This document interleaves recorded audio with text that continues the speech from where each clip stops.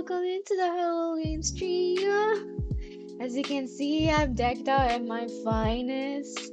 I'm kidding, I actually didn't put in much effort in this outfit at all.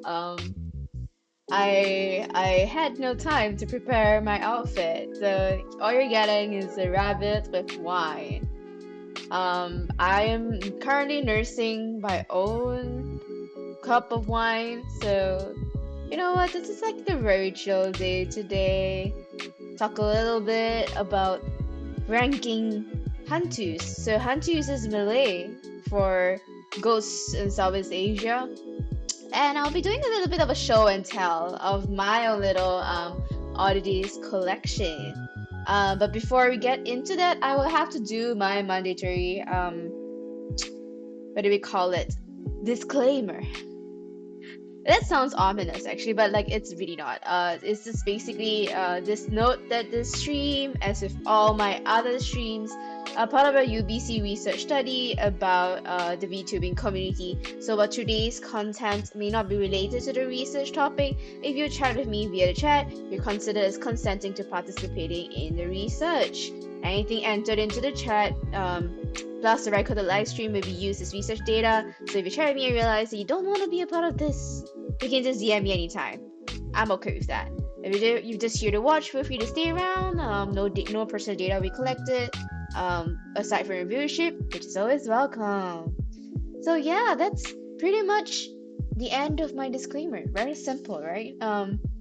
So today we are going, as I mentioned just now, we are both going to do kind of a show and tell of like my own little small collection of oddities is slowly growing, and then we'll touch on ranking ghosts in Southeast Asia, like how scary they are. Yes, so that's what we're gonna do today. Let me check and see if my camera is turned on so that I can go ahead and show you the good stuff. But yeah, how is everyone's Halloween going? My neighbors have set up like pumpkins and a whole bunch of stuff, and they are blasting like scary music down the road.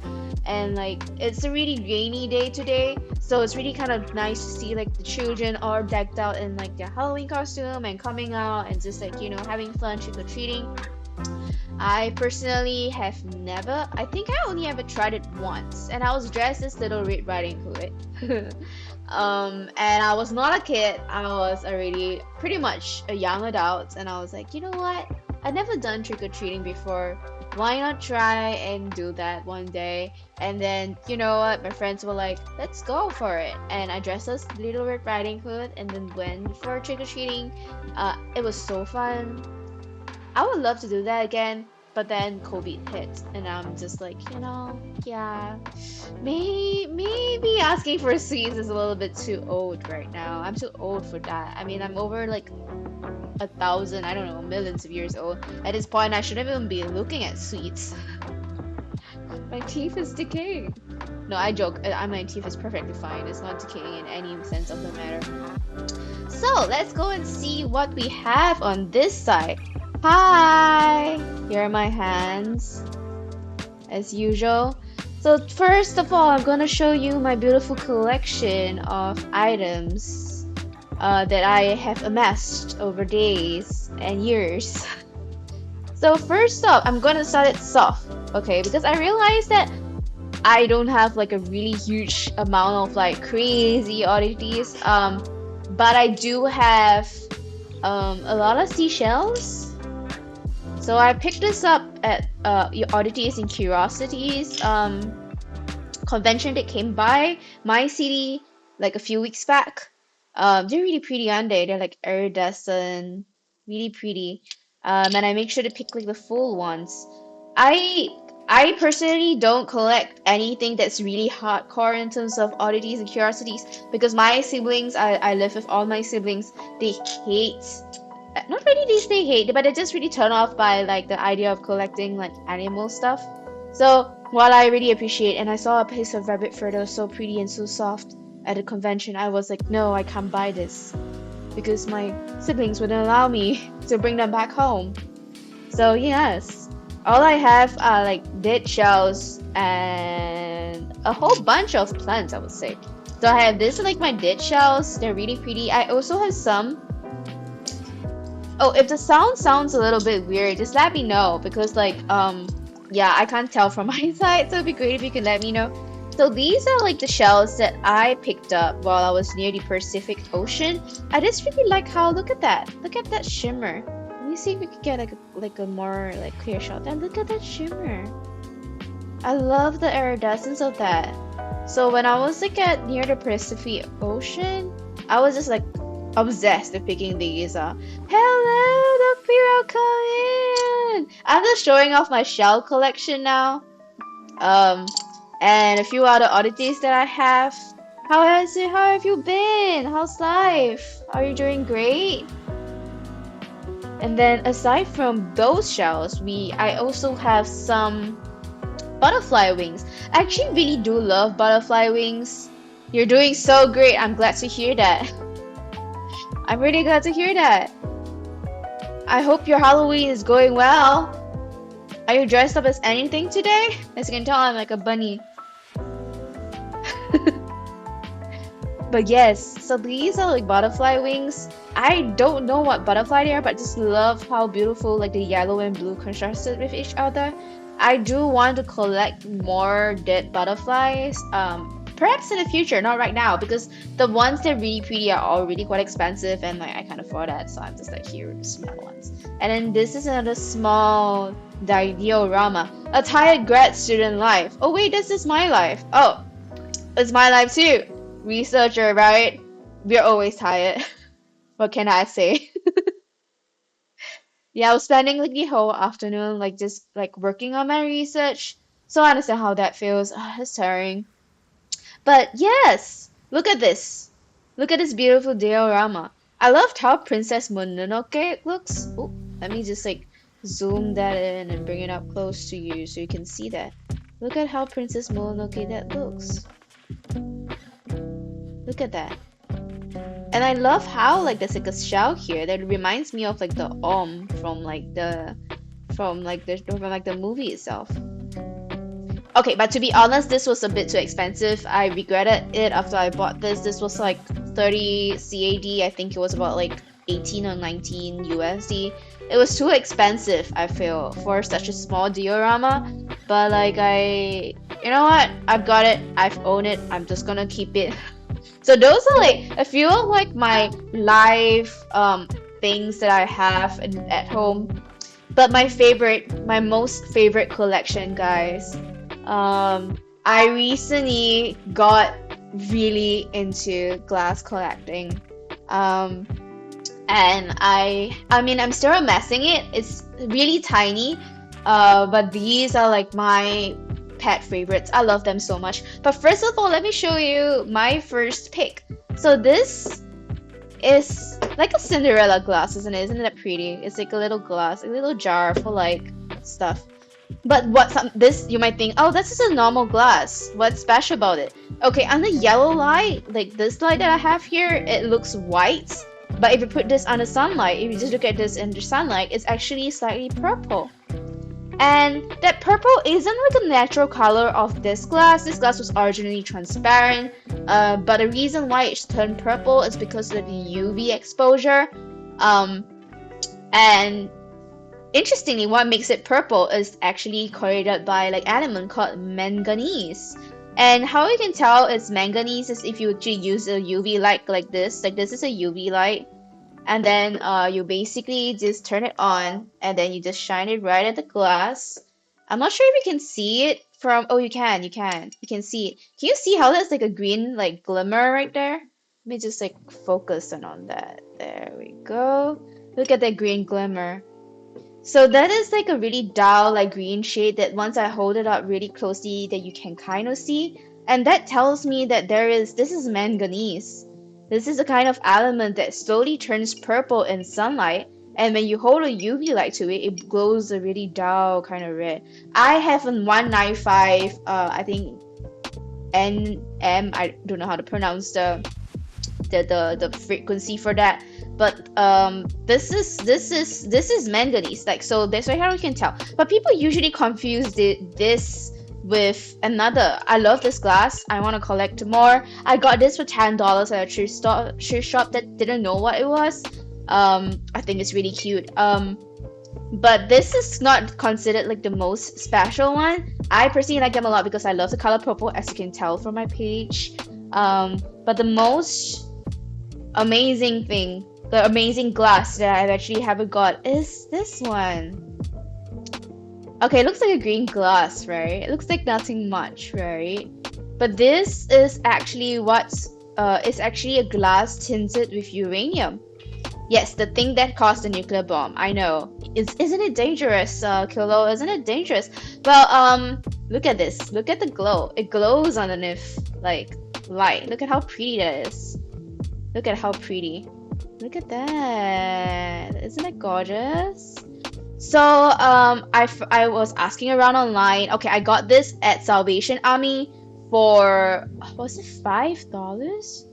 I think it was $5. At first I couldn't get this, and then like I didn't see anything in Salvation Army, and I was a little bit like disappointed. But then this lady rolled out with a trolley, and I was like, wait, that looks a lot like uranium. And I was like, need to get this one.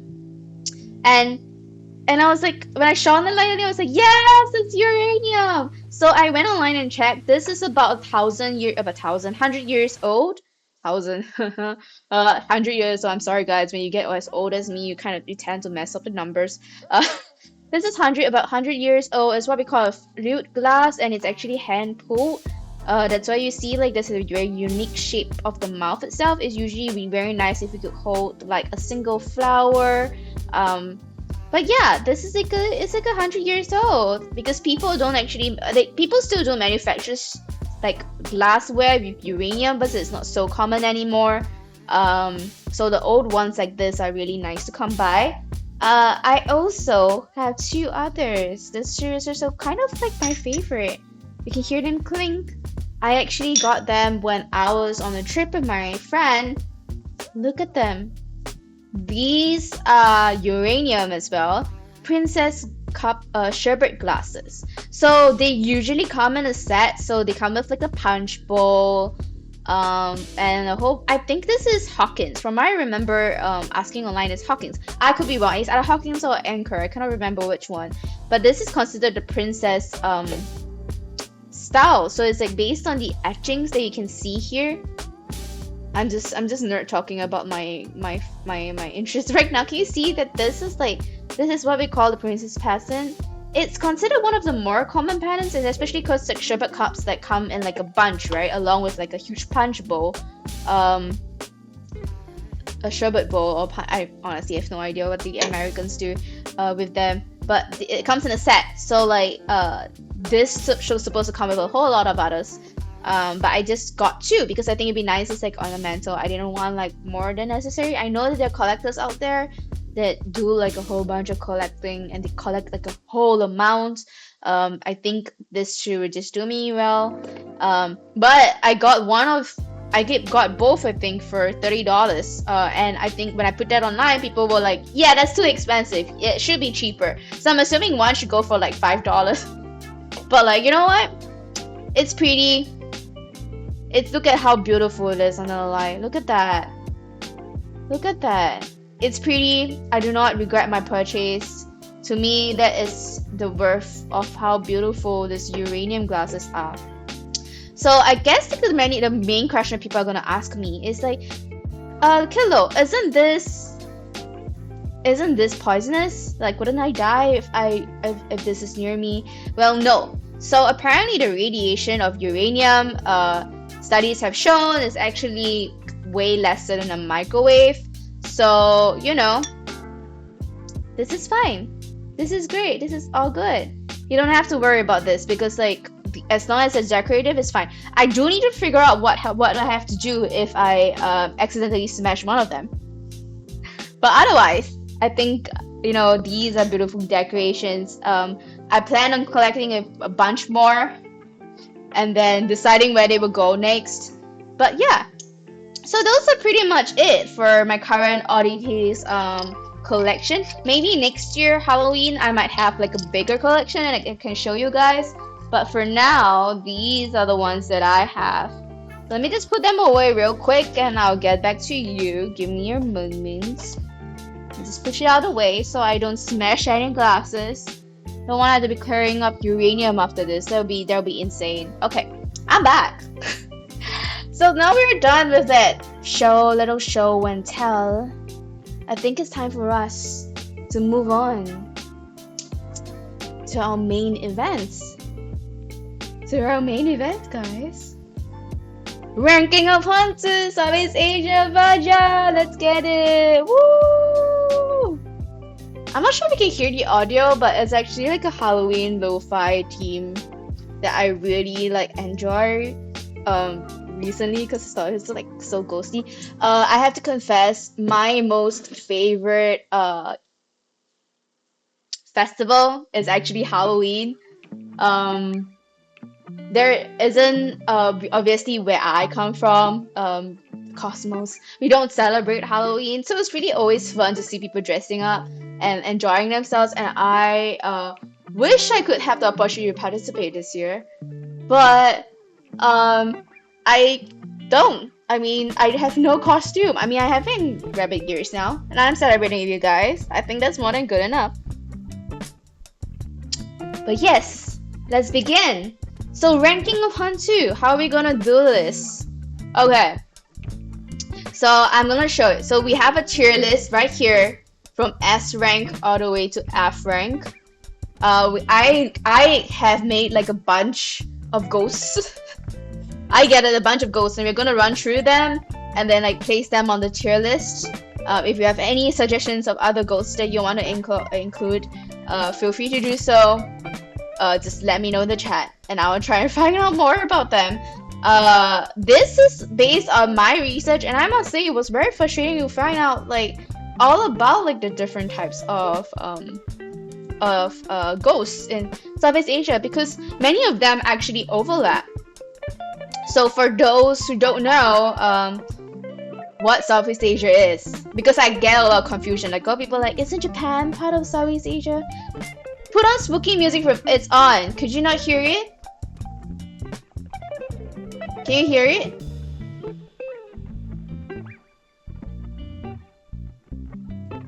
Not really? Okay, let me increase the volume then. Can you hear it now?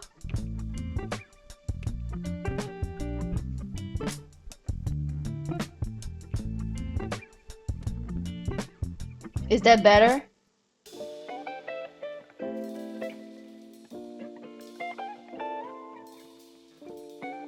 Monster Mash. Okay, let me see if I can find that. Give me a moment.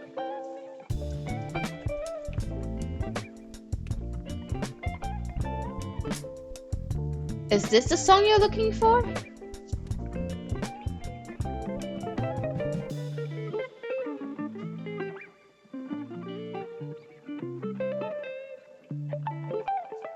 Can you hear it?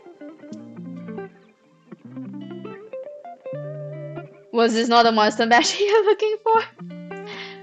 I have to be honest with you, I have never heard of the Monster Mash.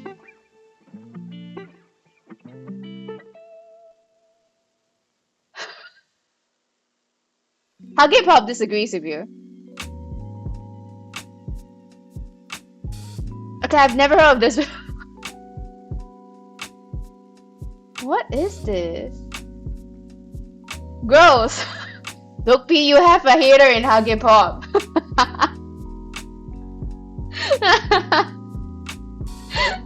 Huggy Pop is annoyed. Well, stop fighting among ourselves. Okay, we have the Monster Mash, and maybe Huggy Pop, you might want to recommend something else. Something else that might make you happy. But yes, let's get back to it. Ranking of the Hantu, Southeast Asia version. I must say, when I was doing research for this, it was quite tough to like kind of narrow it down, because a lot of like the Hantus have, or at least like the ghosts, have a lot of like similar, like they're just variations. It's like, you know how like apples have different varieties? Yeah, it's the same kind of like thing with ghosts in Southeast Asia. I have no idea why. I know why, but like it's just, yeah, it's just like apples. So for those people who don't know where Southeast Asia is, This is Southeast Asia, okay? So I have people asking me like, oh, Southeast Asia, does it include India? Oh, is Nepal part of Southeast Asia? Is Japan part of Southeast Asia? And my answer to that is no, no, no. Southeast Asia is not any of that. Currently, the current definition of Southeast Asia is including Myanmar, Laos, Thailand, Vietnam, Cambodia, Philippines, Brunei, Malaysia, Singapore, Indonesia, and East Timor. Yeah. Is Bali Paris? Look, P, I hate to break it to you, but like Bali is not Paris. East Timor is part of Indonesia. Okay, get out.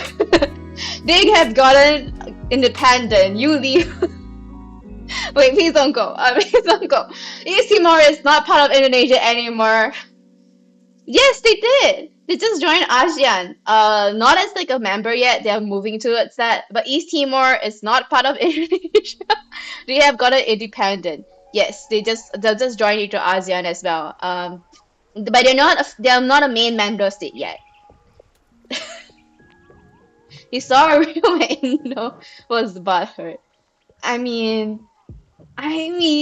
east technically not wrong. They're really far east. Unless you consider Australia.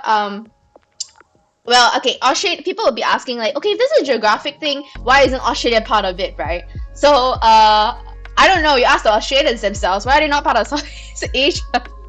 I feel like this is almost as contentious as the other one. But like, yes. Honestly, how long is this Monster Mash? Oh, I guess we're going on with that. Are you from the great nation of Lion Castle, Singapore? No, I'm afraid not. I'm from the Cosmos. I did work in Singapore for an extended period of time, and that's why I have an exit, because I worked there way too long. What is a dinosaur butt? There's a dinosaur butt? What are you talking about? Next to East Timor? I think that's Australia, isn't it? Okay, I don't know. Don't ask me. I'm bad with maps. I'm actually very bad at maps. I actually thought the Pacific Ocean and the Atlantic Ocean were like mixed. If the head is East Timor, what is the butt? Okay, I have no idea how to answer your question, my dear. I have no idea. I have no idea how to answer, but how come the butt isn't in Southeast Asia? I guess West Timor, yeah. Hage Pop has the right answer, West Timor. Why was his dino cut in half?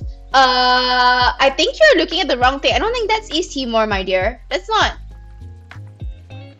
I don't think that's East Timor. I think that's another side of the country that you're not looking, like another country that we are not talking about. Okay. You're asking me questions about geography that I'm very bad at. I used to think that the Pacific Ocean was the Atlantic Ocean, so you can't ask me about geography. This is the reason why I'm not a geographer. But yeah, this is Southeast Asia. We will be talking about like the ghosts that come from this area. Yeah, so we're not looking at Japan, we're not looking at Korea, we're not looking at China, we're not looking at India or anywhere else. It's only from here. So here are the rules of the ranking. Let me switch out the music. Hage Pop, if you have any music that you want me to play, by all means, let me know. I'll do it for you because of how much you hated the Monster Mash. Okay, so I have chosen 8 ghosts from Southeast Asian folklore. Due to overlaps of stories in the region, some ghosts will be synthesized. So like how apples have different varieties, we are not talking about the varieties. We're not talking about the gala apple. We're not talking about like the golden apple. We're not talking about like the Granny Smiths. Okay, we are just talking about the general version of them. The ghosts will be judged on a few things. Firstly, how horrific the background is, how scary the visuals are, and your resourcefulness in haunting. So these are the 3 that we're going to like. So it's visuals, the background, and how resourceful they are. And resourcefulness even includes how they evade capture. Okay? Jailhouse Rock. Okay, let's see. Let's look for Jailhouse Rock before we continue. I have never known that there is so much old scary music. The only one I know is like Thriller from Michael Jackson. Okay, I'm adding it to the queue. It's next in the queue. Okay, with all that clear, let's begin with the first, and I feel like it's the most famous ghost, the Pontianak, or in Indonesian, Kuntilanak. Oh my god, my Indonesian's bad now. Yes, so it's found in Singapore, Malaysia, and Indonesia. Some people say there are variations in Thailand as well. So the background of them is that they are usually an angry female spirit who died during childbirth. They go after pregnant women out of bitterness, but they also eat the internal organs of men. So this is something that I find really interesting. It's like, why? Why eat the internal organs of men? Are men tasty? Okay, don't answer that. Don't answer that. Why does eat the internal organs like? Yeah, see, why I don't know why either. I don't know why either. Maybe the internal ones are much tastier. Okay, so the reason why people say that they go after pregnant women out of bitterness is because, you know, they are like upset, you know, that they didn't get to have a kid. Oh, this music is jazzy. It's not as scary as I thought it would be. It's not as scary as I thought it would be.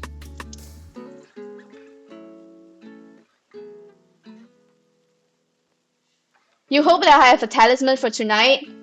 Thanks, Huggy Pop. Thank you for like the concert. I'll be fine. I'll be fine. I'll be fine. So yes, so that's her background. Her resourcefulness is that she can be identified by scent.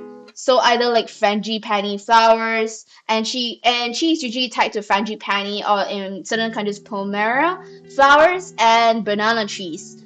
So what it means is that, you know, if you don't have a banana tree near you, the chance of you having a Pontianak is very little. So I think you'll be fine. Is this Elvis? Yeah, Elvis is very jazzy, but I'm also confused as to why he's considered horror music. This isn't very horror, if we realize. This is jazzy. Okay, but yes. So if your eyes are open, she will attack you. So that's why people say that when you see a Pontianak or Kuntilanak, I'm not used to pronouncing it that way. I'm just gonna call it Pontianak from now on. If you see like a Pontianak, oh no, what they say is that don't look at the trees at night, because if you see a Pontianak, you will, you know, kind of like obviously die. So don't look at her, if not she will attack you. Interestingly, there are some accounts that say that if you drive your nail into her neck successfully, she becomes a beautiful, good wife. Let that sink in for a moment. If you drive a nail into her neck, she becomes a beautiful, good wife. I'm not sure about that. First of all, is it necessary for a woman to be a beautiful, good wife? Chinese ghosts are also famously good wives. At least hot wives. I mean, that's why they have like weddings for them, right? I mean, like, why? You know, like, so I guess like the kijun, what do you call it? I guess the litmus test? No, the stage for you to be a ghost is to be beautiful. I don't understand that, like, at all. You know, it's like, why? I thought like hair. But anyway, so first Pontianak, what rank do you think she will be? Personally, I feel like she is a... I feel like Pontianak. Let me bring her out. Let me add in her image. Let me add in her image. Only female Chinese ghosts are beautiful though. No, I actually heard that like there were Malay ghosts that are also beautiful. It's like, how do I put it? There are ghosts, female ghosts in almost every culture that are seen as and perceived as beautiful. And that's something that I just don't understand or stand by. It's like they need to find like a way of like explaining why people will get Like, I guess, like, I feel okay. I have a theory that the reason why they are considered beautiful, which I think they're beautiful, obviously they're gorgeous, but I think why they insist on it is because men who actually come back alive from an encounter with them want to at least, show that, they will not being the dumb ones for following any woman into the night. They have to be beautiful, to justify the fact that, like, oh, you followed a woman into the night. Only male Chinese ghosts are ugly. Male Chinese ghosts are, I mean, because, men are not held to the same standards as women are in terms of beauty. We all know that. Okay, so where should we put the Pontiera? Personally, I think in terms of scariness, in terms of resourcefulness, like, she is like, what do we call it? She basically, if she was in a game, she will be just bound to like a house. Like, she can't free roam, she can't like get out anywhere. So you just avoid frangipanis or like trees, banana trees. I think you'll be fine. And like, don't look up at night. Walk straight. Like, when you're walking back home, why would you want to look up? I mean, to see a star, sure. But like, why would you want to do that in like a dark, creepy area? You would just walk home, right? F, because there are no banana trees in the cosmos. But we are talking about Southeast Asia. And who says you can't plant banana trees in the cosmos? You can. If you will, if there's a will, there's a way. They managed to like grow some weird ass plant on the moon. This is fine. Banana trees are fine. So you're saying F rank? I personally think that she's not that scary. I agree with you on that. I feel like minus points for the fact that she becomes a beautiful good wife if you drive a nail into her neck. Like, I feel that if she was to be scary, if you drive a nail into her neck, she should attack you immediately. Like, I think like we need to give her that power instead of like making her a beautiful, like a docile wife. So I think for me, I think she is D in terms of scary. She's not that scary, to be honest. Yeah, I think D is good. What do you guys think? D? I think D is pretty alright for this. I'm just gonna put her in D until anyone else comes up with a disagreement about that. Okay, back. Ooh! Let me just bring that out of the way. There we go. So the next ghost. Preta. So this is found in Thailand, Myanmar, Laos. Generally the countries that, Buddhism is very dominant. Or as for you, I don't know. Okay. I hope you remember our rules. How horrific their background is. Ooh. Ah! How horrific their background is. How scary their visuals are, and their resourcefulness in haunting. So instead of a letter, you can just have a poll. Will not meet any of these fine ladies and gents. Okay, but to be fair, I feel like there's some that you might want to meet because, like, why not? Okay, Freda or S tier scary. Okay, fair enough. We will get to it. Freda. So yes, Preta is found in Thailand, Myanmar, Laos, where Buddhism is dominant. It is also really predominant in Chinese, I think Southeast Asian Chinese, and maybe even China, I would say, folklore. Basically, what it is that these ghosts are basically former humans or like creatures who are not able to overcome their greed in their lifetime. They're perpetually hungry. They have like a big like stomach, as you can tell like from the picture here. They have like a big ass stomach, like right here. And their mouths are small, so they can't eat anything. Yes, in Chinese they call it 饿鬼, 饿死鬼. Yeah, but I don't think they starve to death. They're not starving the ghosts. So they actually didn't die already. They didn't starve to death. They actually become like that only after death itself. So like the people in hell were like, yeah, you guys fucked up. You guys too greedy. You're gonna like make you perpetually hungry for life. And basically they live on the same plane as humans. They're not in hell. And we can actually see them depending on specific circumstances. But interestingly, they don't go after the living. So they basically just do like little bit scary stuff, but they don't actually harm the humans. So So they are the ones that we usually provide offerings to. So in Singapore, there is this thing called the Hungry Ghost Festival. We also call it 七月. There is also another term for it. There is and it's not called 恶鬼节. It's what is it called? Wow, I suddenly cannot remember. But yeah, it's called the Hungry Ghost Festival in English. It's a wrong translation. Yeah, but it's called like 7th month. And basically what people do is they give like offerings to these ghosts, to these predators, in hope that they will elevate the suffering somewhat.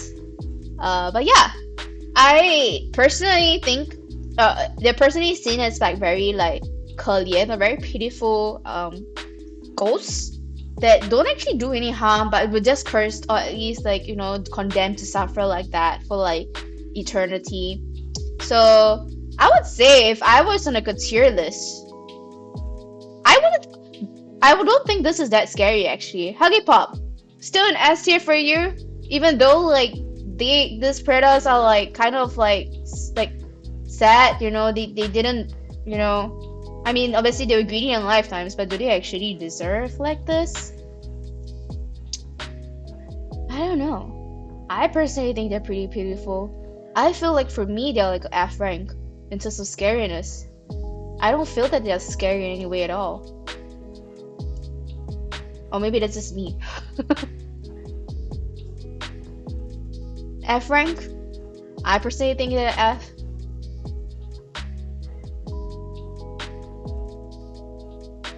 Looks good?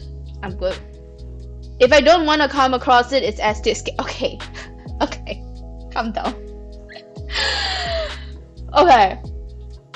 So regardless, so okay, Paul, let me ask you, regardless of if like they are like a pitiful circumstance, if like, you know, they don't actually want to harm anyone, as long as they're a ghost, you're scared of it. What if it's your deceased loved one that's like that? Would you still be scared of it? Would you be? Food for thought. Okay. Well, Hage Papa's thinking about that. Yes! Yes! Even if it's your deceased loved one? Yes! Even if it's like your most beloved like grandparent, I hope they're alive, long live your grandparents. But like, if it's like your grandparents and like you love them very much, and then they come back for the day and they look like that, you will still be scared of them? Really? Really? Really? Okay. Now that we have we'll go on to the Orang Minyak, or the Oli Man. We finally have our first. Yes, 100%. You will be scared. Oh my god. No, that's so sad. My condolences to whoever your loved one is. I hope they never end up like that, but if they do, I am so sorry. We shouldn't have to endure it. Okay, Oily Man. So this particular ghost was found in Singapore and Malaysia. First actually written about in a newspaper in Singapore. Zombies are scary, man. Well, but they're not zombies. They're ghosts. They can't hurt you. Zombies can bite, but ghosts, you can put your arm through them and you'll be okay. What? Okay, so yes, Orang Minyak is basically a naked supernatural creature that is considered covered in grease or oil, and they are like completely like slick, oil slick, kind of like black. So apparently they were cursed by the devil. So the story goes that it was a person, a guy who actually fell in love with like the village love, like the village beauty, but he couldn't get her, so he made a deal with the devil. Devil said to him that like, oh, if you wanna get her, you need to like rape like a bunch of women for me, like all virgin women, and then you can get it. So he does that, but then like the more he did it, the more he kind of like descends into like the pit of like, holy shit, this is so much fun, and then he basically becomes Orang Minyak and never gets out of it. Man, I don't think that's what happens in the movies. Which? You mean the zombies or the ghosts? Or the orang minyak? Which one are you referring to? No, the men are scary. No, the men are scary. I think men are scary. I personally don't think women are scary at all. But yeah, only men. So some people actually speculated actually they could be real people. There have been reports actually that they were real psychopaths or like perverted men. They actually use orang minyak as like an inspiration to like you know, prey on young women, which is kind of very, very gross to me. No, men are scary. Unclothed men are scary. Yes, I agree. They're scary. I don't understand why they decide that orang minyak was a good tale. But basically, I don't know. But I personally feel like his resourcefulness, the resourcefulness of it is that, you know, he is. I don't really know if he's that good at resourcefulness actually. He's like slippery. I'm not really sure how he can turn the doorknobs. How is that even possible? I don't understand. And then they sneak in when the women are asleep. They're afraid of mirrors and rain. S tier disgusting. And he actually dies by batik cloth. So apparently, if you throw a batik cloth at this unclothed man and be like, put your freaking clothes on, he dies. I think it's absolutely funny because it's literally like, you know, like the most like useless way of dying is to just throw clothes at a man. Dress your fucking self. I don't know about you, but I think that's hilarious. I agree with you. His S tier disgusting because like apparently he never regrets his decisions, and he's cowardly as fuck. So I guess that will be. Let's see. Let's add it.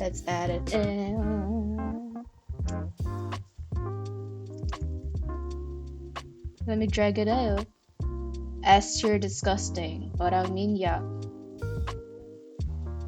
But I feel like out of all of the ghosts on this like list, I feel like orang minyak is like the least likely to be real.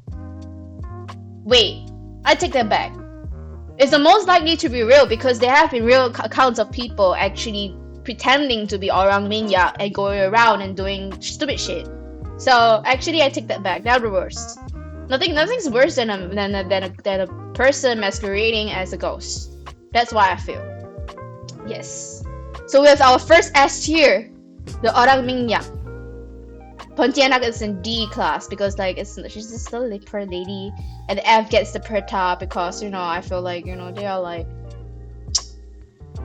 yeah, no one wants to be in that position, you know. Okay, let's move on. Okay, now we have the orang tinggi, or what in Malay they call. I mean, like both are actually Malay. So it's like a tall man, or they also call it the pole ghost, hantu jala. So like it's found in Brunei and Malaysia. So I had trouble finding out more about this, purely because like it's so hard to find out information about the pole ghost, even though there is a lot of like accounts of the pole ghost. Many of them like report seeing the legs just like while they're driving on the highway, they just see the like hairy legs standing at the side of the road. They don't actually see the entire body. Some people say they see in the distance like this really, really tall, hairy man like walking towards them. Is jinn from Arab? Yes. So jinns are so just a little bit of like a background. Jinns are also kind of like they translated into demons, but jinns come from like the Islamic Arabic world, whereby jinns are basically they're like spirits that live in a different on a different plane from humans, and they have the ability to influence human nature and do stuff. So they're like the bad genes, but they're also like the good genes. But like the idea, but in Islam they always discourage people from what I know, from not limited knowledge I know,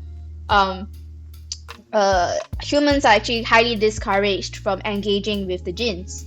if you practicing Muslim, you should never ever have dealings with the jinn. I think that's in some sections of Islam in the Arab world. In Southeast Asia, because we have Muslim countries as well, and also many animalistic religions, they tend to like kind of like combine the two. And there are some Muslims that actually do engage with the jinns and like practice black magic and stuff. But I don't really know a lot about that. I've heard of them before, but I don't really know like what they mostly do. But yeah, there are jinns both in Arab countries. There are also jinns in Southeast Asia, mostly in the Muslim countries, I would say. So Brunei and Malaysia have a huge Islamic population, so I'm pretty sure that's why they consider them jinns. So the tall jinns are like seen as premonitions of disaster. So if you see one, you freaking run. So that's the warning that people have. If you see a jinn, a tall like an orang thingy, you freaking run, because these tall demons, they don't harm you, but they are letting you know that harm is freaking coming. So they're also associated with ancient tree spirits. And like basically like in Brunei, there have been like lore of hearing them like felling trees in the forest, and if you actually hear like trees falling, you just run, because like it's probably a jinn coming towards you, and you basically don't want to deal with them in any sense of the word, because they're just gonna kill you. So the resourcefulness of them is that they're undefeatable. They appear randomly and they can like go anywhere. So I don't actually know what you should do, but I personally am pretty scared of like a ghost that's considered undefeatable. I feel like if I ever see an orang thingy, I would run. Not because like I was scared, but because like I know what they mean. And I'm like, yeah, I'm not gonna be sticking around for that, because if I'm not killed by them, I'll probably be killed by some natural disaster. It's gonna come and take me. So I would say, in terms of scariness, they're like pretty decent. Maybe like a C. A C, maybe? I don't think they're that scary. I actually think they're pretty useful. Like, if they come around and they're like, hey, you gotta run. Shit's gonna happen. You better run. Like, if a ghost comes to me and they're like, tell me that, you know what, I'll take you as a friendly one. I will listen to you and I'll run. But I wouldn't think of you as scary. So maybe like a B for me, or like maybe a C. I think it's a C. I think a jinn is C. Like a very nice, healthy in the middle. Like I wouldn't be exactly scared by them, I would say.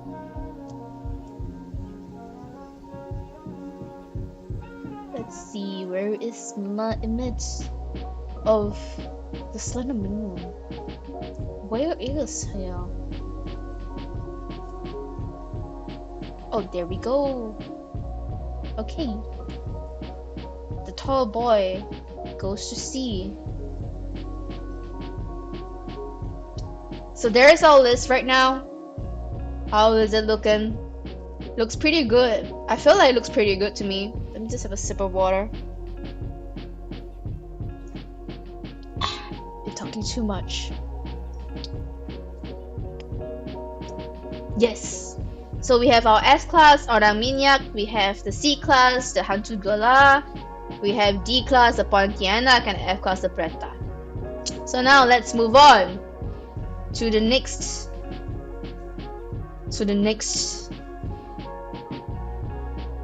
Let's see. Where is my? There we go. There we go. So the next one we have is the Manananggal. So this was the one that I had the hardest time. I had such a hard time researching on this, because there is like so many variations. If like the apple tree was specifically referring to this. This is the apple tree. There are variations found in Indonesia, Malaysia, Vietnam, Cambodia, Thailand, and Laos. Anywhere in Southeast Asia, you name it, you'll get a version of this Manananggal. It's crazy. Basically, she Okay, so apparently in like certain cultures, like in Cambodia and Thailand, they have a male version of a manananggal, but this is specifically the female version of it. So it's an older, beautiful woman that can detach her torso from her legs and fly at night to look for victims. Again, she likes sleeping pregnant women and likes men for their organs. I don't know why that is such like a specific pattern of behavior from ghosts in Southeast Asia. It's like, oh, we either like the fetuses that your pregnant women have or the internal organs of a man. Why? Like, I don't understand. It's like, what's the flavor profile? What is it about like why? I don't understand that. But yes, so the resourcefulness of a manananggal is that they can fly because they have like in the Filipino version they have bat wings. Okay. In the other version like the Krasue, I think wait, what was the name of like I think there was another version. I forgot the name of it, but another version it's basically just the head itself with like the entrails of the body like floating around like the will of the wisps. Either one. Yes. So when it detaches, the entrails fly too. Yeah. So actually, the entrails also fly too. So if you're like the Filipino version, which is the one that I have right here, you get bat wings. But then if you have like the Malay version, I think the Thai and Cambodian version ones, they only have the head. So it's the rest of the entrails that is like trailing behind, like little comets. Like the comet's tail is almost like that. Yeah. So it can fly. The lower half of the body is vulnerable at night. So the Filipino version is weak to salt, ash, fire. I think the Thai and the other versions are all vulnerable to fire. So what you need to do is, if you ever see a flying head around, run and look for the lower body. Okay, that's nasty. Yeah, I think it's that freaking scary too.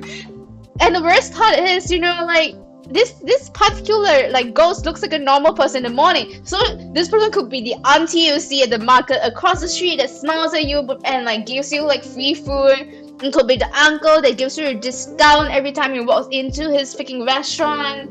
It could be your neighbor's child that's just running happily in the streets, kicking ball. It could be that. It could be anyone.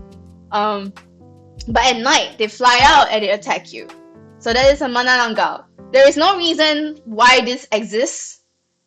Like, there has been no mention of curses. There's no mention of any folklore or any reason why they exist. They just do. And that's why I think they are a problem. Okay, so S tier. I agree with you. It is S tier. It is truly an S tier. Let me just break them all out and add an image.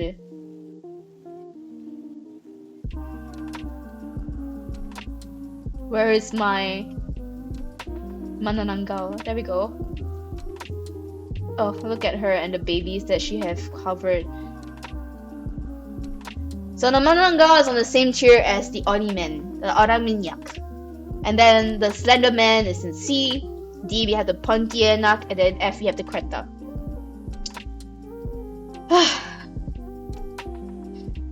I legitimately had the most trouble with the manananggal, just purely because it's such a problem. It's such a problem. Okay, we're back. Next, the Pocong, or the Hantu Bukus, what we call the rap ghosts. So, the Pocong is found in Singapore, Malaysia, and Indonesia. It is a ghost wrapped in the funeral wreath of a Malay. Generally Malay, because like in Malay tradition, it is necessary to wrap them up in the funeral wreath before they bury the deceased. So these ghosts are usually wrapped in a funeral wreath. They are considered unpredictable in nature. So the reason why I say this is not that like one is docile and suddenly goes on a rampage. No, it's that Pocong comes in many different variations. Like I said, apple tree, okay? They have like the docile ones that just appear in people's ghosts and be like, hey, can you give me some like prayers and offerings and like maybe help me resolve this thing that I have been like unable to rest in peace because of. And then you have like the Pocong Meta, which is basically like the leader of the Pocongs. And this is a brutal Pocong.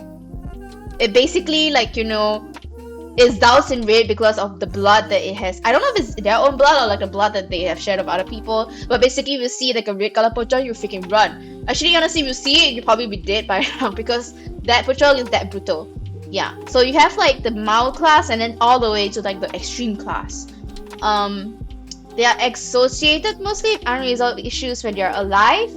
So I would say the best way, if like you deal with like a Pocong, you are lucky enough to get a docile one, is just to, you know, address their unresolved issues and help them, and it'll be okay. But if you are like for the Pocong Meta, my condolences to you. Rest in peace.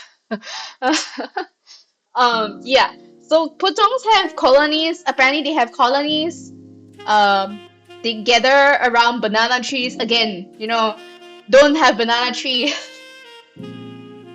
Honestly, I love bananas, but like the amount of like fear that is in Southeast Asia, like the fear around the banana tree is so interesting to me, because the same fear for that banana tree, that same banana tree also, you know, gives a lot of things. So like banana leaf can be used to wrap food. The bananas can feed you. The trunks can be used as fire. That kind of stuff, you know. Looks sounds like Southeast Asians need to cut down all the banana. Yeah, I think so too. Like, I feel like so much of the problems will be resolved if they just remove the banana trees. But like banana trees are such a huge part of the culture too. So like how? I don't understand. But yeah, they like to gather around banana trees, which I think is super cute and very funny. They can teleport quickly, so if you look away and look back, it will be right in your face. But they also hop around like the Chinese vampiric hops thingies, the jiangshis. So they only usually harm those that they have grievances towards. Unless, like I said, unless you're the Pocong Meta, then that one is the one that you have to freaking watch out for. But yes, what tier are we looking at for the Pocong? Personally, because of the Pocong Meta, by virtue of the Pocong Meta, I think this is a good, like, solid, like, B class, or even A. I think A class, because like the thing about a Pocong is that I actually know of people who have actually seen the Pocong and survived, and they were lucky because generally if you see one, you don't survive. So I would say they are a very good solid A class for me in terms of scariness. Like, let's see. Add the image of it. Pocong.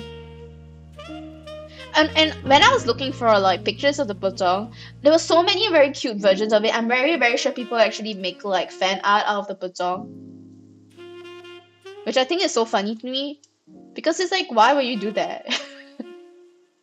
Like, why? Why do you think that's necessary? Okay, there we go. So there is our rank list now. We are now at 6. We have 2 more left to go. We have 2 more left to go. We still don't have a B rank. We don't have an E rank either. So let's see if the last 2 might fit into any of these categories, or if there's like an overlap for that.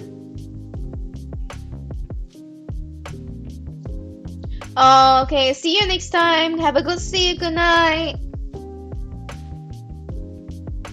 Let's see. Don't get haunted, I'll be fine. Don't worry. Don't get haunted too. Okay, next is the Shuigui, or the Hantu Are. Which is very interesting, because when I first started learning Malay, I didn't know that water in Malay was are, but it's actually water. So Shuigui is actually a Hantu Are. This is actually found in Myanmar, Malaysia, and Singapore, but I'm pretty sure that there's more places that I didn't manage to add in here. Because water ghosts are usually found. Yeah, hantu is ghost in Malay. Yeah, it's an anagram. Actually, yeah, you're right. I realized that. Okay, bye bye. Have a good rest. Sleep well. Don't let the bed bugs bite. You know, stay warm. Be careful of November 1st. Shui Gui, and like Shui Gui, it's generally found in places with water, and usually especially people who have drowned. They usually drown women weeping that are found on like the riverbeds or the water. Certain legends in Southeast Asia mentions that, you know, like some of them actually like to sing, so they're a bit like a siren as well. So if you actually hear anyone sweeping or weeping or singing near the water, just don't go in the water. Don't be dumb. Don't be like, hey, what's that? And you obviously die. So the resourcefulness of them is that they accept offerings. I'm not sure if they can chase the away because I actually haven't read anything about exorcising them or like chasing them to another place. Usually people just provide offerings to them because if you usually drown, it's very difficult to find a reason for why they drown. So yeah, I would say that the Shui Gui is pretty scary, but like because they are waterbound, I don't think that they're that crazy. As long as you just don't go near water, you're fine. Maybe a bee? I think like this is more like a bee. I feel like it's a bee to me. Let's see. Let's put it down. I do think that this is a bee class. Let's see. Where is it? Where is it? There we go. Image.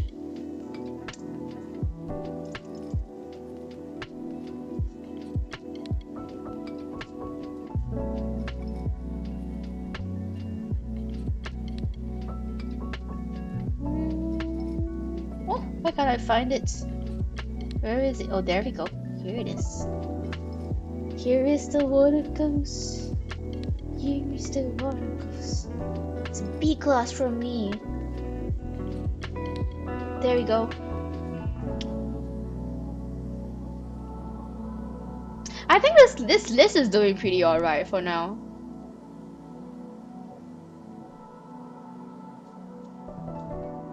Okay, let's move on to our last and final ghost. The Pinang Rang. This is, I'm pretty sure that's how they pronounce it in Thai. Pinang Ram. Nang Ram. Yeah, I'm pretty sure that's how they pronounce it in Thai. This is found in Thailand specifically. It's a dancing ghost that appears in classrooms, spirit houses, or clings to traditional dancing garments. So if they're disrespected, they will force the victim's body into unnatural positions until they break and die. But if they're respected, the person who she possesses will dance beautifully. Resourcefulness, they are mostly bound to theater spaces and stages, and they're not harmful unless provoked. Personally, I like this ghost. I don't think she's scary at all. I mean, like, if you respect like the dance scene, if you respect the theater scene, she wanna hurt you, and like she might even help you out with dancing. You hope there's a sick theme song when it appears. Okay, but it's apparently people did mention, like, some people that have seen the Pinang Ram have actually mentioned that it is a very like, it dances very beautifully, but because of the music, it's traditional Thai music. So when like you actually see it dancing, it actually is very creepy, and actually, like, apparently a sense of fear actually grips your heart. So people do mention that it might be wise to, like, you know, not go near them when they're dancing. But I do like how beautiful they are. And I personally think that it's not scary if, like, you respect them and they don't touch you, right? So for me, I personally think that this is on the tier list where everyone else sits. It's an F class for me. I personally don't think it's that scary. What do you think?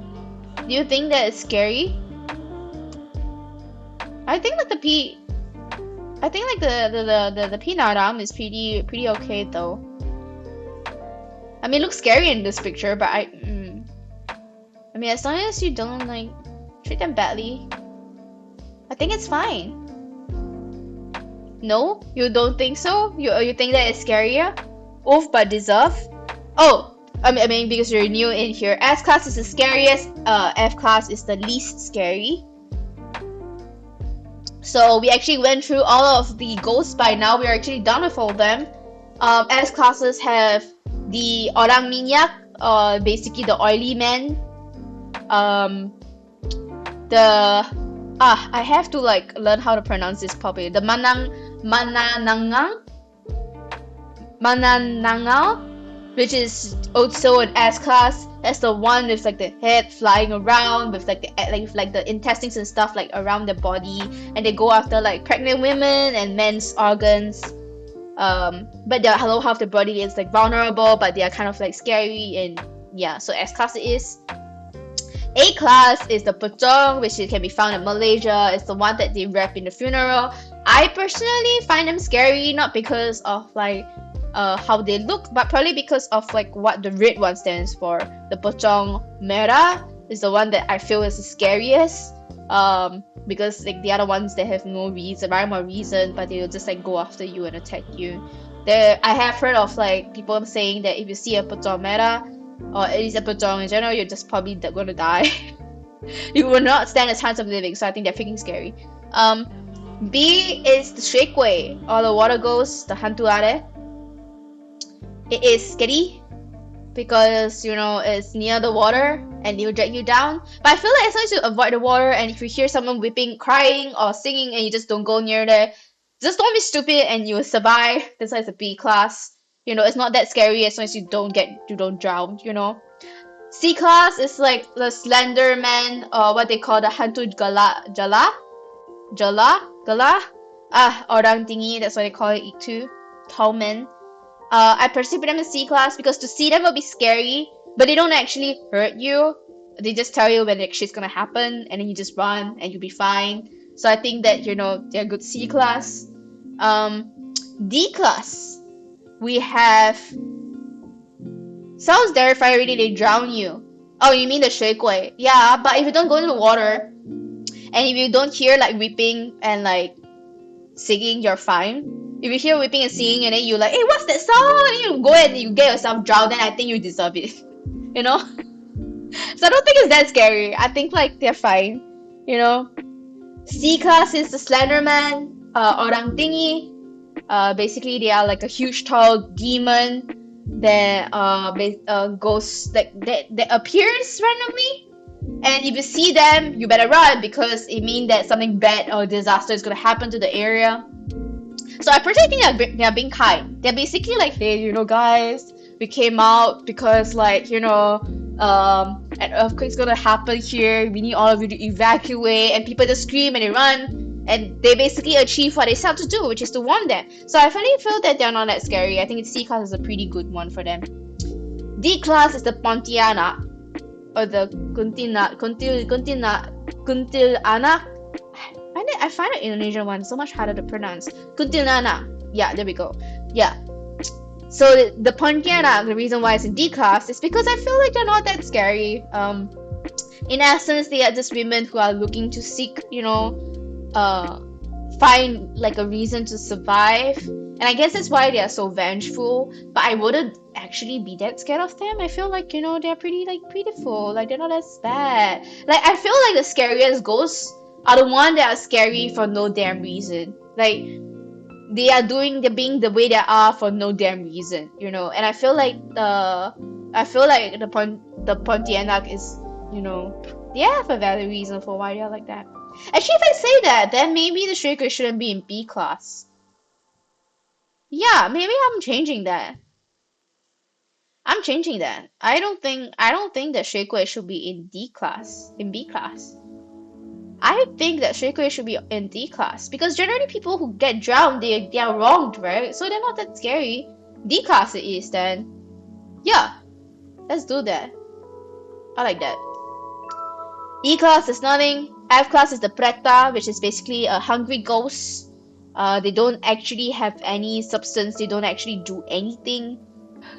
They are basically just, you know, pitiful ghosts that just wants to eat, but they're not able to eat. So I would say F class for them. F class also goes the Pinam, because obviously it doesn't hurt you unless you disrespect them. And that's pretty much it, guys. That's the cheer list. That's the tier list of like all of the ghosts that I could find in Southeast Asia. There are obviously more. There are way more than just these 8. But like I said, ghosts in Southeast Asia are like apple trees or apples. They have apples and then there are varieties. There are so many varieties of the same apple that if I were to catalog them all together, it would never end. And you know, I mean, that's crazy. What do you think? What do you think of this list? Do you agree with like how I put them? Apple ghosts? No, I'm not talking about apple ghosts in that sense. Well, I mean like apple ghosts as in, you know, like ghosts are like apples. Okay, so like, I know how apples have varieties like Granny Smiths, golden apples, what else is there? Honey crisps. Like there's so many different varieties of apples, right? But they're all still just apples. Ghosts are the same. In Southeast Asia, when I was researching, this is what I realized. There are so many variations. For instance, the Manananggal, there's so many variations of that same ghost, the floating head, either with bat wings and a torso, without the bat wings, without a torso, but always with the intestines hanging out, flying at night, vulnerable body. Everyone has a name for that particular ghost, but you know, it's all different. So they're like different variations of the same apple. So they're like different variations of the same Manananggal. You know, which I find really very funny and also really just very interesting, because like how the legend changes depends on where you go to. Right. What a combination. Yeah, indeed, it is really a different combination. So yeah, that's what I'm saying. That's why I said that ghosts are like apples. It's crazy, I know, it's crazy. But yeah, I think that's pretty much it for today. That's all I actually prepared for Halloween. I guess we're ending early then. I guess we really are. But I hope you like the set. I made like, I have like little bunny ears. I have a glass of wine. And like, I have like pumpkins at the sides. Which I really like. Actually, when I saw the pumpkins, I was like, oh, they're so cute. I have to put them there.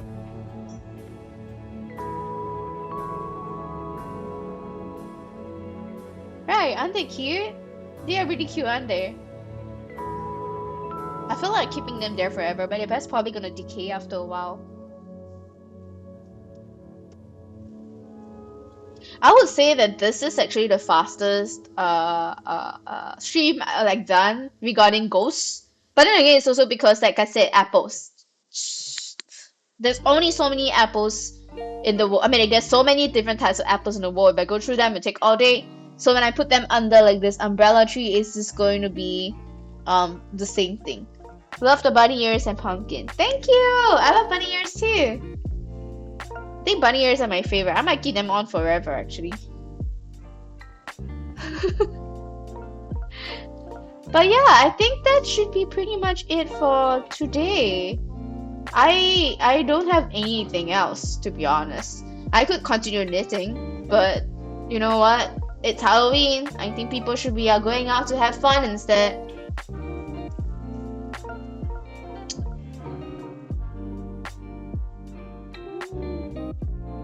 Yes. So I guess I'll just end here for today. Also because my voice is breaking and I need to rest it. I will probably, oh, but speaking of the stream, maybe like some like more housekeeping matters.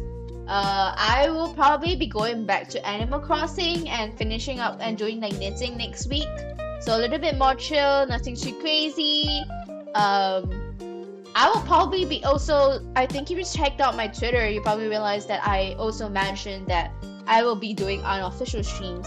So these unofficial streams are more of like ad hoc streams, like when I have time and I really am able to stream, I will just go online and just showcase like, and like just like, you know, do some knitting, minimal talking. So it would not be like this and me talking to the screen all the time. Instead, it would just be me doing like knitting, doing readings, maybe doing some work on stream, just so that you can get a sense of like, maybe like, especially for like knitting projects, they're really long, right? Get a sense of like how it's like. You're free to join me to chill and vibe, but I wouldn't really be talking more. I would just, you know, be doing more stuff. Yay, more streams, yes. Thank you very much for streaming, Kill. Oh, thank you, Badoots. I'm glad to be here. I'm glad to have you guys around. But yes, so look forward to the unofficial streams. I wouldn't post about them in the schedule, because they are, like I mentioned, they are ad hoc, right? So I'll probably just do like a small announcement on Twitter and threads from time to time, like, hey, just streaming now, but you can come and join anytime you want. Yes. I think that's pretty much it for the housekeeping matters. Let me just read my final statement and I'll be done. The usual statement, just note that this stream, as with all my other streams, are part of UBC research study about this VTubing community. While today's content may not be related to the research topic, if you chat with me via chat, you are considered as consenting to participating in the research. Anything entered in the chat plus the recorded live stream will be used as research data. If you chat with me and realize that you don't want to be a part of this, feel free to DM or email me at any time. Last statement, yes. If you're just here to watch, feel free to stay around. You will not be considered a participant. If you want to know more about my study, feel free to check out my bio for more information. So that's it for it today, guys. Thank you all for joining me today. Have a very good evening. I'll see you all next Wednesday. Bye.